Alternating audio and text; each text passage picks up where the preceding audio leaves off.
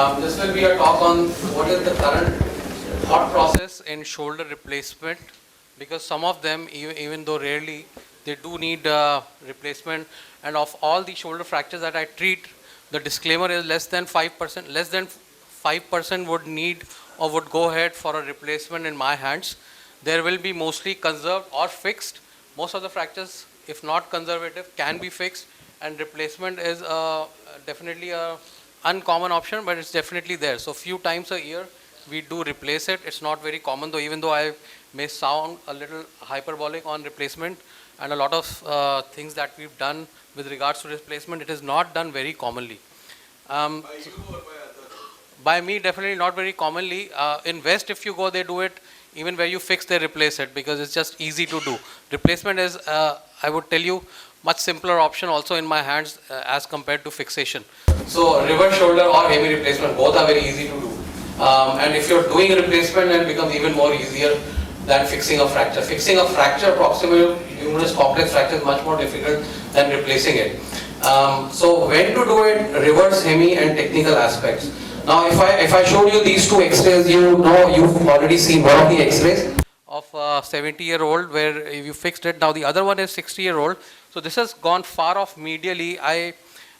So this is initially I tried to fix all the fracture dislocations. I had some failures. Now how many would fix the other one, the right side fracture dislocation, which is 60-year-old? How many would fix that? So few would fix it. At least 2-3 people will fix it. Now I tried to definitely fix it. So this one, of course, gave good result. Now this one went into avian. The 60-year-old, I had fixed it, put a allograft. I got a bit lazy. I didn't take out the autograft, so I had an allograft, because this was a private patient, deluxe patient. So I had a luxury of allograft, which actually kicked me back in my butt, and I had a painful shoulder. Do not have a video. I did not want to show you that video. It's a very painful shoulder. So anyway, so all fracture dislocations, if you go on fixing, there will be some failures, because as I said, published 20% avian rate is definitely there.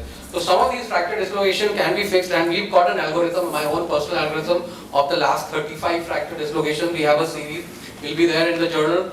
But some of them I have realized cannot be fixed in my hands at least. The ones who have gone off far off medially, dislocated very far off medially, I cannot get them through the rotator interval approach. I have to open up, get the head out. Those are the ones which are stripped off the capsule.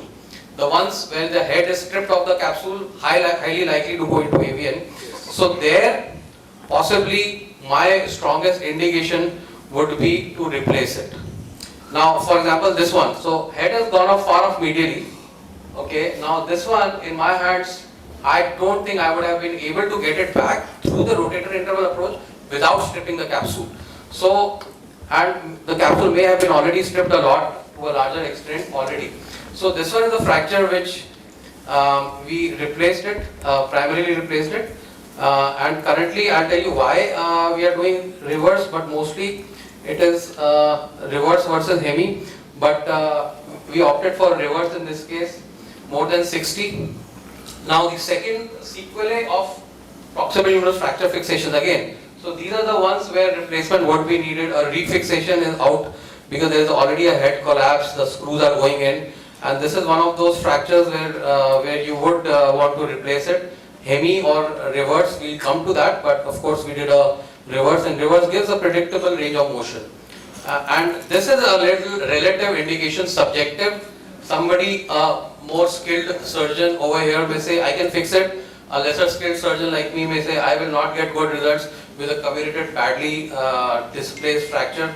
So this is another one which we do like to replace, but these are a small group of patients. Most of them will be fixed. Now, if you go ahead and see, these are the three indications largely which need replacement. So head has likelihood of avian, sequelae definitely, and badly comminuted 5-6 part fractures. Now replacement, so reverse or hemi. So two opposing, and current thought process across the world, reverse is actually winning over hemi. Hemi have stopped doing for some couple of last years. It has not given great results, and many surgeons around the world, but some of you may still be doing and some of the surgeons still prefer hemi.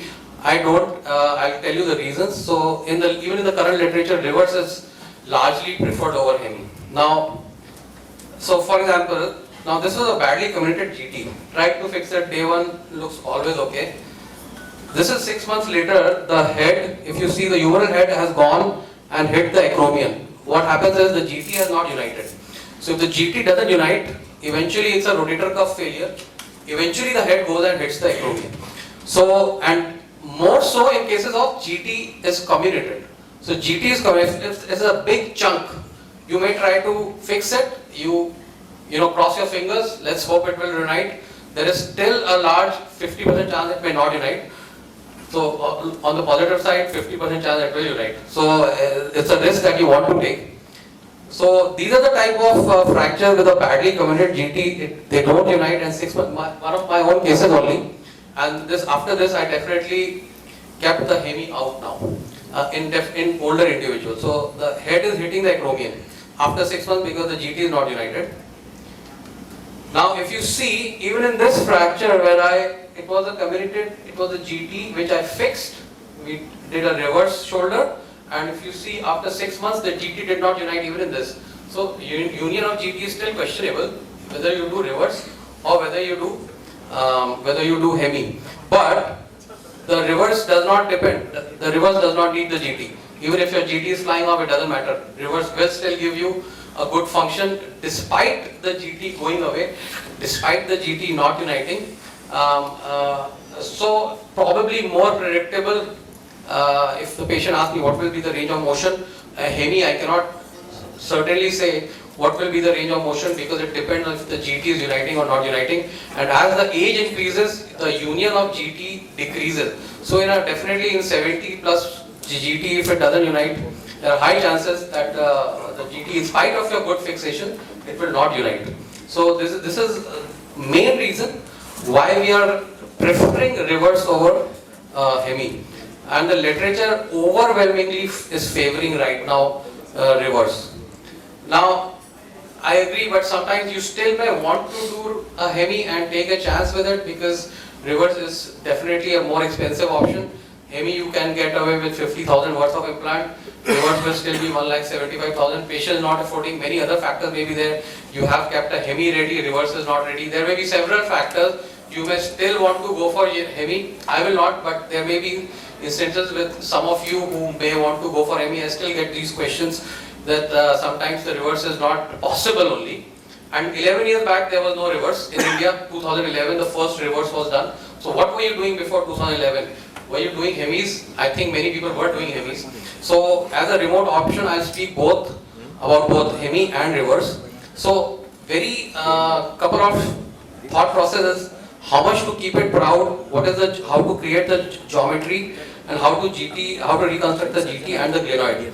So we've done this study on cadavers, published it, that the top of the pec major tendon to the top of the head is 53 millimeter. We try to keep that distance, we try to respect it. Whenever we are doing a replacement, 5 centimeters approximately will be my landmark, and there are other ways to do it, and I've used each one of those. The other one is getting a true X-ray of both the limbs, the coin, then measuring both the sides and seeing the deficient side. Not worked really in my hands.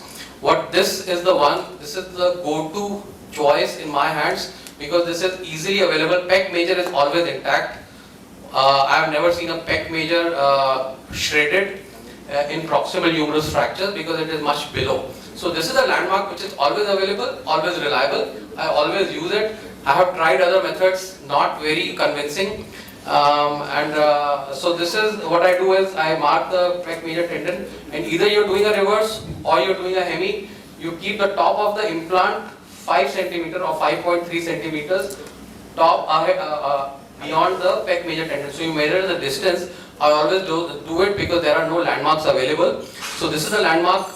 This is the only reliable thing available for you to sink in or keep it proud. A reverse or a hemi doesn't matter. It's the same distance.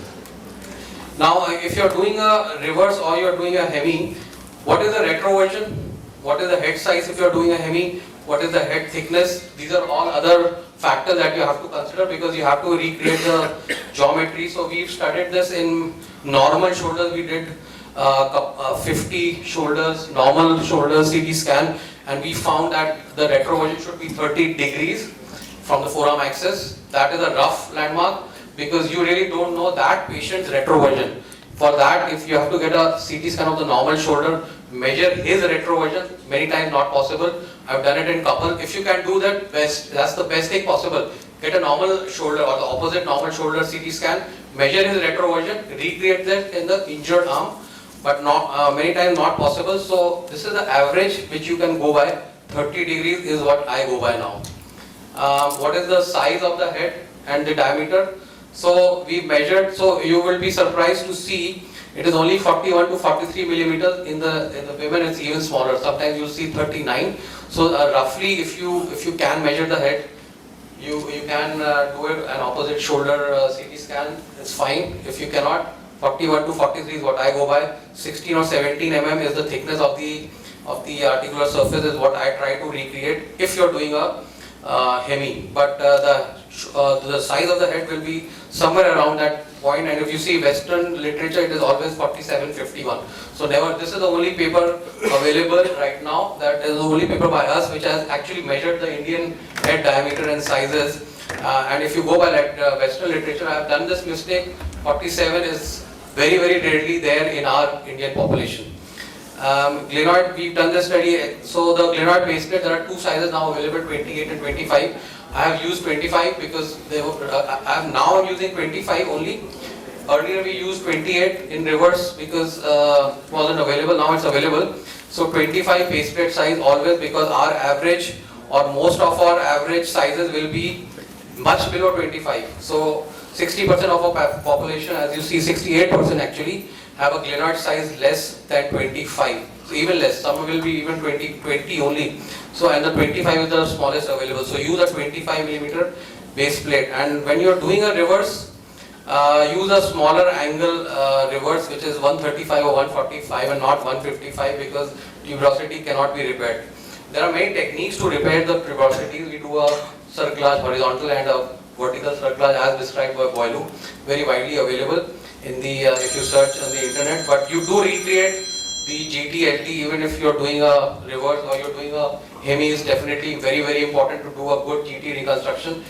Even though there are high chances of failure, your best step forward should be there, recreating the GT and LT anatomy. It will, I think 50-60% chance in reverse it will still fly off, because your design is not anatomic. So more anatomic design is 135 or 145. So summary I would like to say is, your technique of implantation is important, whether you're doing hemi or reverse. And reverse right now is winning over hemi. If you're doing a hemi, your anatomy restoration should be perfect. Thank you.